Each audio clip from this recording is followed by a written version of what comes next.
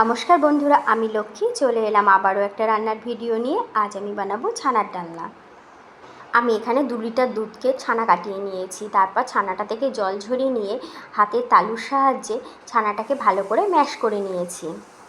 এবার এর মধ্যে দিয়ে দিয়েছি আমি 1 চামচ আদা বাটা, 2 চামচ ময়দা, 2 চামচ চিনি আর 1 চামচ লবণ দিয়ে ভালো করে সব কিছু একসাথে মেখে নিয়েছি।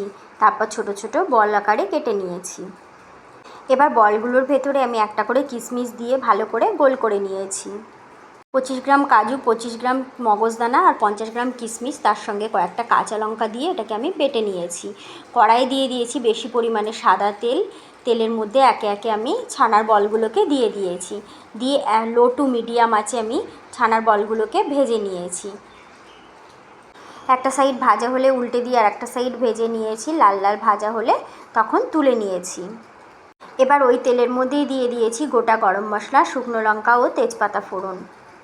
আর দিয়েছি 1 চামচ আদা বাটা, 1 চামচ জিরে গুঁড়ো, 1 চামচ ধনে গুঁড়ো, হাফ চামচ কাশ্মীরি লঙ্কা গুঁড়ো, পরিমাণ মতো লবণ আর 1 চামচ চিনি আর সামান্য হলুদ গুঁড়ো।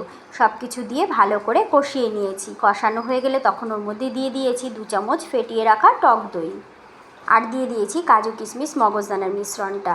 ওই বাটি ধোয়া অল্প একটু জল দিয়েছি। দিয়ে এবার এটাকে আমি 1 থেকে 2 মিনিটের মধ্যে একটু নাড়াচাড়া করে নিয়েছি। তারপর ওর মধ্যে দিয়ে দিয়েছি 1 বাটি উষ্ণ গরম দুধ আর খুব সামান্য পরিমাণে একটু জল দিয়ে এবার এটাকে আমি ভালো করে 3 থেকে 4 মিনিটের মতো ফুটিয়ে নিয়েছি।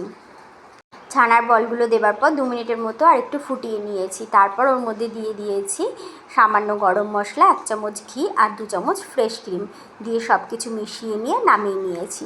হয়ে গেছে আমার ছানার ডালনা। রেসিপিটি কেমন লাগলো একটা কমেন্ট করে জানিও। ভিডিওটি দেখার জন্য অসংখ্য ধন্যবাদ।